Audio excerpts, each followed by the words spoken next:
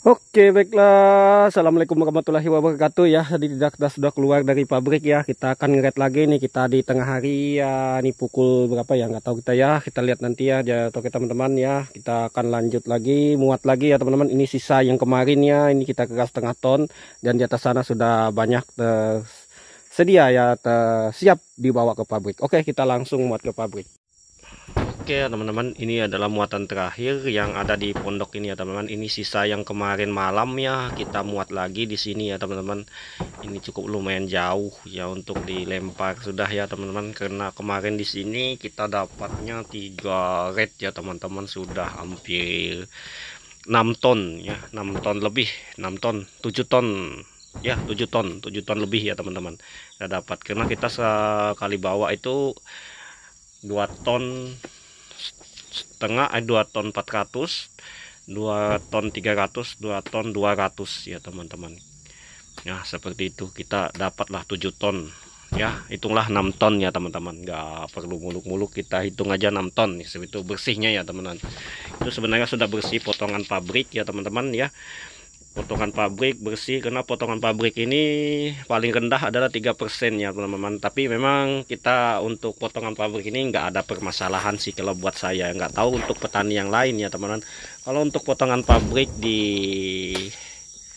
tempat saya ini memang cukup tinggi di antara pabrik-pabrik yang lain. Tapi saya satu kelebihannya teman-teman, itu sangat saya suka ya teman-teman. Kayaknya saya cinta sekali untuk mengantar ke pabrik tempat saya ini. Yang pertama adalah karena posisinya adalah dekat dengan kebun saya ya teman-teman.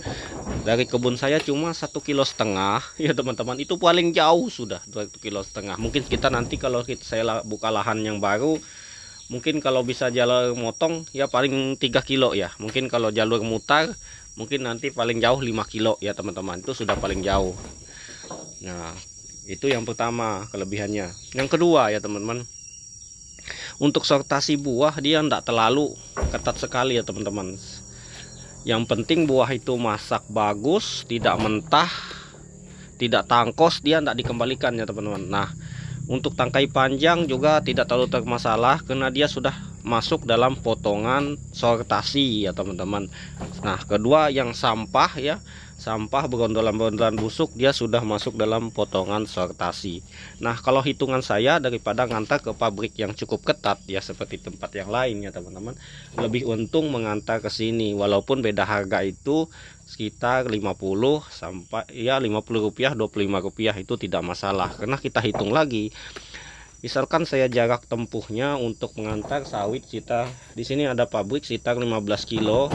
Dari tempat saya ada 15 kilo, ada yang 20 kilo ya. Nah misalkan saya mengantar ke pabrik yang jaraknya 15 kilo, yang pertama kerugian saja adalah bahayanya di jalan ya teman-teman. Kedua waktu, dan yang ketiga adalah di BBM ya teman-teman. Itu otomatis sudah banyak sekali hitungannya.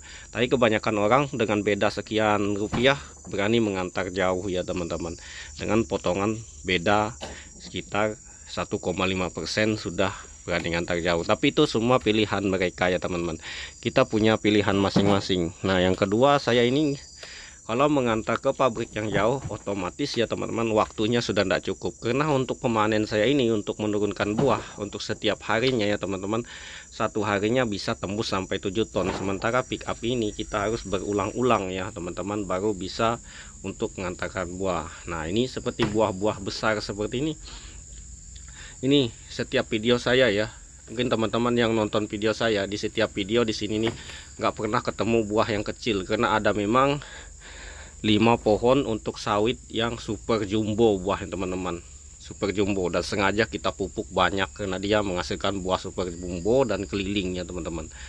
Ini di setiap video saya pasti ada. Tapi yang di bawah, ada di bawah gunung sebelum ini sudah nggak menurunkan buah lagi, dia kemarin menurunkan tapi sudah buah pucuk jadi kecil ya teman-teman, tapi tetap menurunkan buah ya. Nah seperti itu.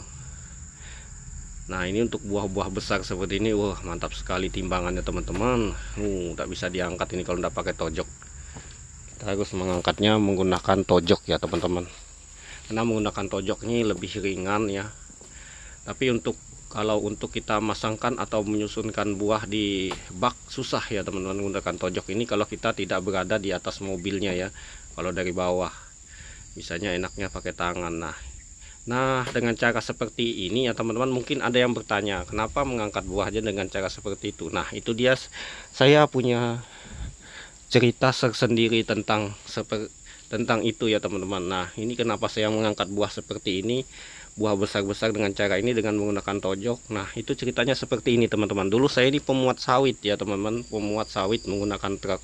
Nah waktu itu saya ngangkat menggunakan tojok dengan cara yang seperti standarnya ya, tetapi saya nggak kuat jadinya, pinggang saya kena ya teman-teman. Itu sawit yang sawit tua ya, sawit tua saya itu mungkin teman-teman lihat video-video saya yang ada di sawit tua ya. Itu sawit tua itu memang buahnya luar biasa teman-teman, ada yang sampai 1 kuintal satu buah itu, sampai ada yang dibelah pun ada. Ini kalau ini tidak ada apa-apanya sebenarnya, tanam sawit abal-abal saya yang satu ini. Memang kata-kata saya tanam sawit abal-abal ini buahnya jumbo-jumbo. Ada saya tanam sawit unggul tapi buahnya ya aduh besar-besar, sama besarnya dengan ini, tetapi ringan teman-teman, asli ringan. Kalau buah ini ringan, tetapi memang untuk kualitas minyak memang bagus ya teman, bentuk buah juga bagus, pabrik manapun tak menolak karena memang dia sawit unggul. Saya nanam sawit unggul cuma 150 pokok karena saya dulu waktu awal menanam ini dari nol, betul-betul dari nol teman-teman, gak mampu beli bibit bagus. Pokoknya dibilang, dan saya tidak tahu ada pengetahuan tentang bibit juga nggak tahu. Yang penting tanam, tumbuh, berbuah sudah. Seperti itu saja prinsip saya. Nggak tahu bibit apa, yang penting bisa berbuah banyak.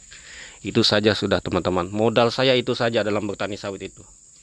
Tanam, tumbuh, berbuah banyak. Jika tidak berbuah atau jantan matikan, tanam ulang. Nah seperti itu. Buktinya juga ya dengan cara seperti itu ya teman-teman. Ya terbukti juga sekarang sudah saya hidup ya lumayan santai, bisa punya anak buah sendiri, nggak bekerja jadi pemanen lagi atau pemuat sawit lagi, enggak. Saya pemuat sawit ini cuma sawit saya sendiri ya teman-teman, enggak muat sawit orang lain, enggak. Saya nggak nerima muat sawit orang lain, enggak kuat lagi ya teman-teman. Kalau dulu masih kuat, dulu saya cuma kernet aja ya teman-teman, ikut muat gitu. Nah sedangkan ikut muat itu, sedangkan banyak yang sawit saya sendiri ya teman-teman, karena awal kita bekerja itu memang dari nol ya teman-teman. Kalau untuk tanahnya sendiri ini adalah tanah orang tua, kita kelola daripada jadi hutannya. Oke ya teman-teman, ini masih sisa sedikit ini, sekitar 3 kuintalan lah. Ini kita muat segini ya teman-teman ya. Susunan sembarang aja, yang penting nggak runtuh aja ya. Oke, kita akan lanjut ke pabrik. Di sana masih ada ya, masih ada. Nanti kita selesai kalau mudah-mudahan masuk di siang ini ya. Hah? 62 kah? Ternyata ya sawit kita ini runtuh ya teman-teman. Nah banyak sekali teruntuhnya. Kacau.